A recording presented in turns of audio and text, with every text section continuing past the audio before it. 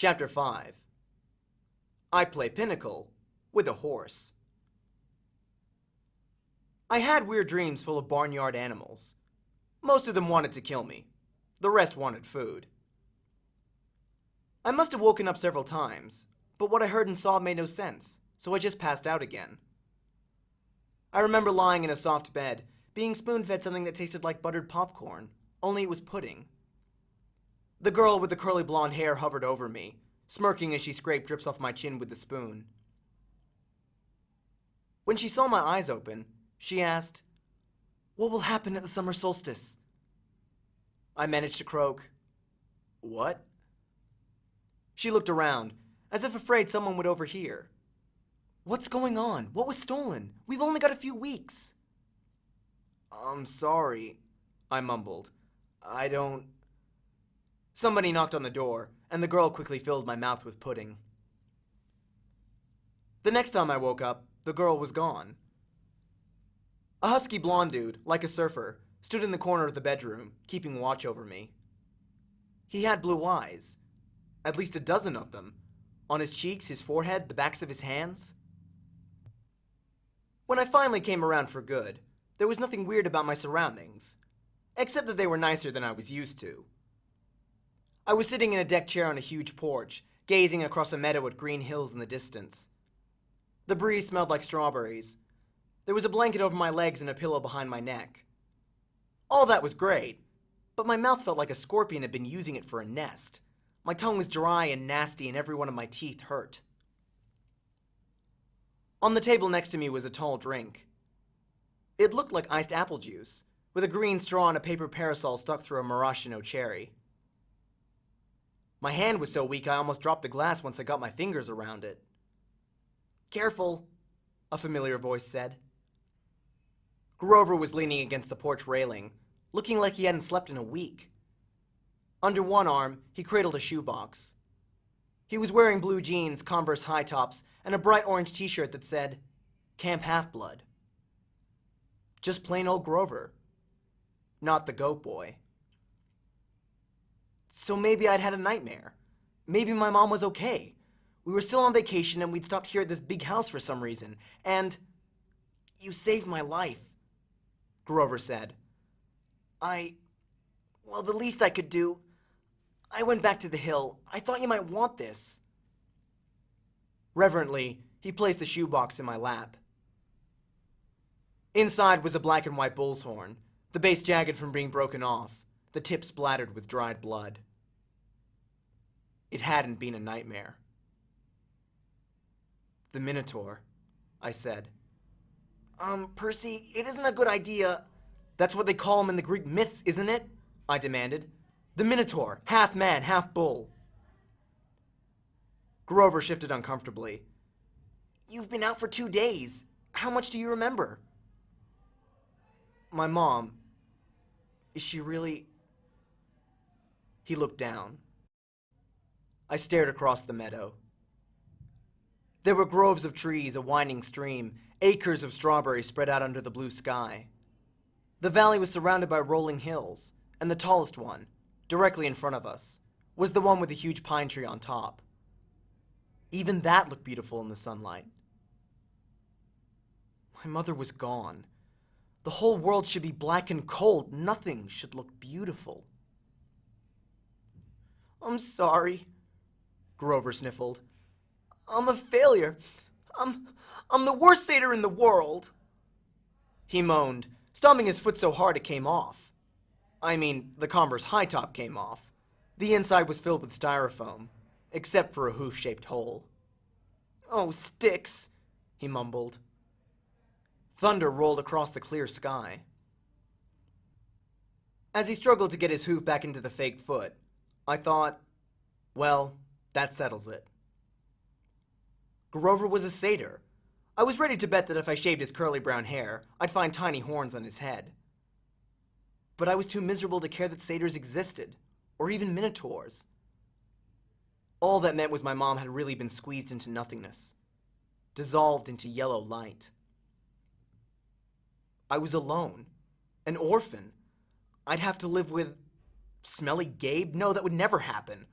I would live on the streets first. I would pretend I was 17 and join the army. I'd do something. Grover was still sniffling. The poor kid, poor goat, satyr, whatever, looked as if he expected to be hit. I said, "It wasn't your fault." "Yes, it was. I was supposed to protect you." "Did my mother ask you to protect me?" "No, but that's my job. I'm a keeper. At least, I was." "But why?" I suddenly felt dizzy, my vision swimming. "Don't strain yourself," Grover said. "Here." He helped me hold my glass and put the straw to my lips. I recoiled at the taste, because I was expecting apple juice. It wasn't that at all. It was chocolate chip cookies. Liquid cookies. And not just any cookies. My mom's homemade blue chocolate chip cookies, buttery and hot, with the chip still melting. Drinking it, my whole body felt warm and good, full of energy. My grief didn't go away, but I felt as if my mom had just brushed her hand against my cheek, given me a cookie the way she used to when I was small, and told me everything was going to be okay. Before I knew it, I drained the glass. I stared into it. Sure, I just had a warm drink, but the ice cubes hadn't even melted. "Was it good?" Grover asked. I nodded. "What did it taste like?" He sounded so wistful, I felt guilty. "Sorry," I said. "I should have let you taste." His eyes got wide. "No, that's not what I meant. I just wondered." "Chocolate chip cookies," I said. "My mom's, homemade." He sighed. "And how do you feel?" "Like I could throw Nancy Bobofit 100 yards." "That's good," he said. "That's very good. I don't think you could risk drinking any more of that stuff." "What do you mean?" He took the empty glass from me gingerly, as if it were dynamite, and set it on the table. "Come on, Chiron and Mr. D are waiting." The porch wrapped all the way around the farmhouse. My legs felt wobbly, trying to walk that far. Grover offered to carry the Minotaur horn, but I held onto it. I'd paid for that souvenir the hard way. I wasn't going to let it go. As we came around the opposite end of the house, I caught my breath. We must have been on the north shore of Long Island, because on this side of the house, the valley marched all the way up to the water, which glittered about a mile in the distance. Between here and there, I simply couldn't process everything I was seeing. The landscape was dotted with buildings that looked like ancient Greek architecture, an open-air pavilion, an amphitheater, a circular arena. Except that they all looked brand new, their white marble columns sparkling in the sun. In a nearby sandpit, a dozen high school-aged kids and satyrs played volleyball. Canoes glided across a small lake. Kids in bright orange t-shirts like Grover's were chasing each other around a cluster of cabins nestled in the woods. Some shot targets at an archery range. Others rode horses down a wooded trail. And, unless I was hallucinating, some of their horses had wings. Down at the end of the porch, two men sat across from each other at a card table. The blonde-haired girl who'd spoon-fed me popcorn-flavored pudding was leaning on the porch rail next to them. The man facing me was small, but porky. He had a red nose, big watery eyes, and curly hair so black, it was almost purple. He looked like those paintings of baby angels. What do you call them? Hubbubs? No, cherubs, that's it. He looked like a cherub who turned middle-aged in a trailer park. He wore a tiger pattern Hawaiian shirt, and he would have fit in right at one of Gabe's poker parties. Except I got the feeling that this guy could have outgambled even my stepfather. "That's Mr. D," Grover murmured to me. "He's the camp director. Be polite. The girl, that's Annabeth Chase. She's just a camper, but she's been here longer than just about anybody. And you already know Chiron." He pointed at the guy whose back was to me. First, I realized he was sitting in a wheelchair. Then I recognized the tweed jacket, the thinning brown hair, the scraggly beard. "Mr. Brunner!" I cried. The Latin teacher turned and smiled at me. His eyes had that mischievous glint they sometimes got in class when he pulled a pop quiz and made all the multiple choice answers B. "Ah, good, Percy," he said. Now we have 4 for Pinnacle. He offered me a chair to the right of Mr. D, who looked at me with bloodshot eyes and heaved a great sigh. Oh, I suppose I must say it. Welcome to Camp Half-Blood. There. Now don't expect me to be glad to see you. Thanks. I scooted a little farther away from him, because if there was one thing I had learned from living with Gabe, it was how to tell when an adult had been hitting the happy juice. If Mr. D was a stranger to alcohol, I was a satyr. Annabeth, Mr. Brunner called to the blonde girl. She came forward, and Mr. Brunner introduced us. This young lady nursed you back to health, Percy. Annabeth, my dear, why don't you go check on Percy's bunk? We'll be putting him in cabin 11 for now. Annabeth said, Sure, Chiron. She was probably around my age, maybe a couple of inches taller, and a whole lot more athletic looking. With her deep tan and her curly blonde hair, she was almost exactly what I thought a stereotypical California girl would look like. Except her eyes ruined the image. They were startling gray, like storm clouds. Pretty, but intimidating too. As if she were analyzing the best way to take me down in a fight. She glanced at the Minotaur horn in my hands, then back at me. I imagined she was going to say, You killed a Minotaur? Or, Wow, you're so awesome! Or something like that. Instead, she said, You drool when you sleep. Then she sprinted off down the lawn, her blonde hair flying behind her. So, I said, anxious to change the subject. You, work here, Mr. Brunner? Not Mr. Brunner, the ex-Mr. Brunner said. I'm afraid that was a pseudonym. You may call me Chiron. Okay. Totally confused, I looked at the director.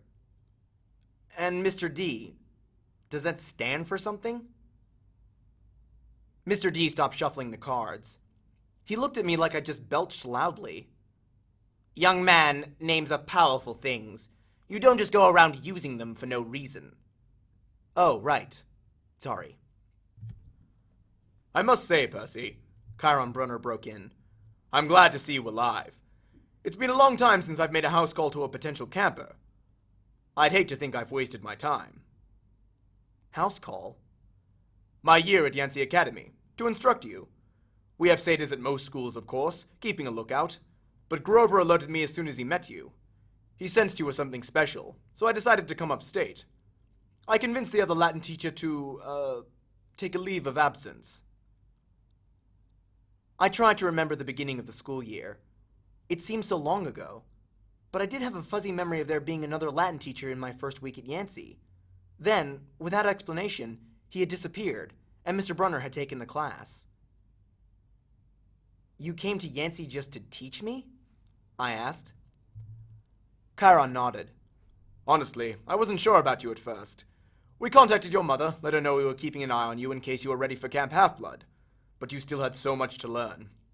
Nevertheless, you made it here alive, and that's always the first test. Grover, Mr. D said impatiently, are you playing or not? Yes, sir. Grover trembled as he took the 4th chair, though I didn't know why he should be so afraid of a pudgy little man in a tiger print Hawaiian shirt. You do know how to play Pinnacle? Mr. D eyed me suspiciously. I'm afraid not, I said. I'm afraid not, sir, he said. Sir, I repeated. I was liking the camp director less and less. Well, he told me, it is, along with gladiator fighting and Pac-Man, one of the greatest games ever invented by humans. I would expect all civilized young men to know the rules. I'm sure the boy can learn, Chiron said. Please, I said. What is this place? What am I doing here? Chiron, why would you go to Yancey Academy just to teach me? Mr. D snorted. I asked the same question. The camp director dealt the cards. Grover flinched every time one landed in his pile. Chiron smiled at me sympathetically, the way he used to do in Latin class, as if to let me know that no matter what my average was, I was his star student.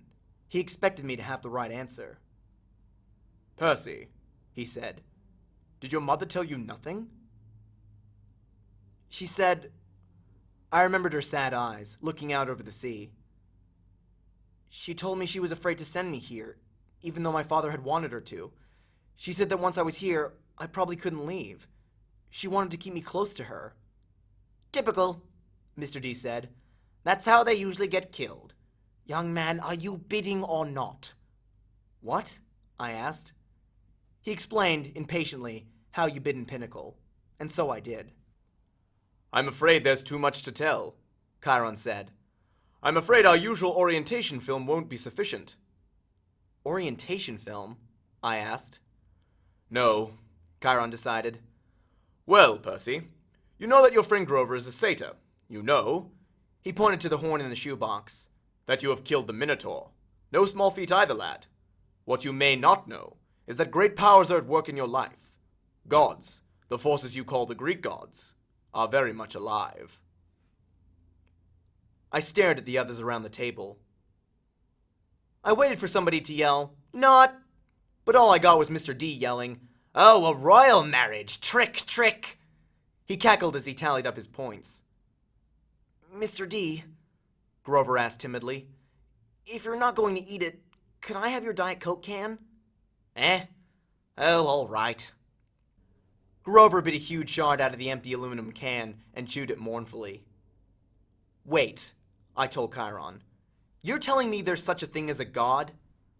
"Well now," Chiron said. "God, capital G God, that's a different matter altogether. We shan't deal with the metaphysical." "Metaphysical? But you were just talking about—" "Ah, gods, plural, as in great beings that control the forces of nature and human endeavors. The immortal gods of Olympus. That's a smaller matter." "Smaller?" "Yes, quite. The gods we discussed in Latin class." "Zeus," I said. "Hera, Apollo, you mean them?" And there it was again, distant thunder on a cloudless day. Young man, said Mr. D, I would be really less casual about throwing those names around if I were you. "But they're stories," I said. "They're myths to explain lightning and the seasons and stuff. They're what people believed before there was science." "Science," Mr. D scoffed. "And tell me, Perseus Jackson." I flinched when he said my real name, which I never told anybody. "What will people think of your science 2,000 years from now?" Mr. D continued. They will call it primitive mumbo-jumbo. That's what. Oh, I love mortals. They have absolutely no sense of perspective. They think they've come so far. And have they, Chiron? Look at this boy and tell me." I wasn't liking Mr. D much, but there was something about the way he called me mortal. As if he wasn't. It was enough to put a lump in my throat, to suggest why Grover was dutifully minding his cards, chewing his soda can, and keeping his mouth shut. "Percy," Chiron said, "you may choose to believe or not, but the fact is that immortal means immortal. Can you imagine that for a moment? Never dying, never fading, existing, just as you are, for all time." I was about to answer, off the top of my head, that it sounded like a pretty good deal. But the tone of Chiron's voice made me hesitate. "You mean whether people believed in you or not?" I said. "Exactly," Chiron agreed. "If you were a god, how would you like being called a myth, an old story to explain lightning? What if I told you, Perseus Jackson, that someday people would call you a myth, just created to explain how little boys can get over losing their mothers?" My heart pounded. He was trying to make me angry for some reason, but I wasn't going to let him. I said, "I wouldn't like it, but I don't believe in gods." "Oh, you better," Mr. D murmured, "before one of them incinerates you." Grover said, "Please, sir, he just lost his mother. He's in shock." "A lucky thing, too," Mr. D grumbled, playing another card. "Bad enough I'm confined to this miserable job, working with boys who don't even believe." He waved his hand, and a goblet appeared on the table, as if the sunlight had bent, momentarily, and woven the air into glass. The goblet filled itself with red wine. My jaw dropped, but Chiron hardly looked up. "Mr. D," he warned, "your restrictions?" Mr. D looked at the wine and feigned surprise. "Dear me." He looked at the sky and yelled, "Old habits, sorry." More thunder. Mr. D waved his hand again, and the wine glass changed into a fresh can of Diet Coke. He sighed unhappily, popped the top of the soda, and went back to his card game. Chiron winked at me. Mr. D offended his father a while back. Took a fancy to a wood nymph who had been declared off limits. A wood nymph, I repeated, still staring at the Diet Coke can like it was from outer space. Yes, Mr. D confessed. Father loves to punish me. The first time, prohibition. Ghastly. Absolutely horrid 10 years. The second time, well, she was really pretty and I couldn't stay away. The second time, he sent me here. Half-Blood Hill. Summer camp for brats like you. Be a better influence, he told me. Work with youths rather than tearing them down. Ha! Absolutely unfair. Mr. D sounded about 6 years old, like a pouting little kid. And, I stammered, your father is? De immortales, Chiron, Mr. D said. I thought you taught this boy the basics. My father is Zeus, of course. I ran through D names from Greek mythology. Wine, the skin of a tiger, the satyrs that all seemed to work here, the way Grover cringed, as if Mr. D were his master. You're Dionysus, I said, the god of wine. Mr. D rolled his eyes. What do they say these days, Grover? Do the children say, well, duh? Yes, Mr. D. Then well, duh, Percy Jackson. Did you think I was Aphrodite, perhaps? You're a god. Yes, child. A god. You. He turned to look at me straight on, and I saw a kind of purplish fire in his eyes, a hint that this whiny, plump little man was only showing me the tiniest bit of his true nature.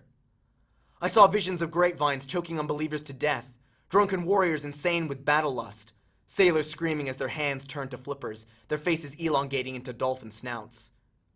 I knew that if I pushed him, Mr. D would show me worse things. He would plant a disease in my brain that would leave me wearing a straitjacket in a rubber room for the rest of my life.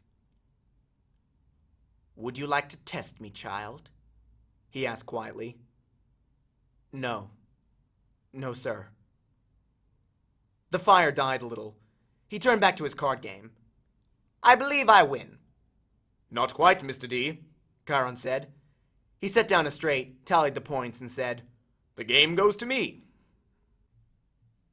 I thought Mr. D was going to vaporize Chiron right out of his wheelchair, but he just sighed through his nose, as if he were used to being beaten by the Latin teacher.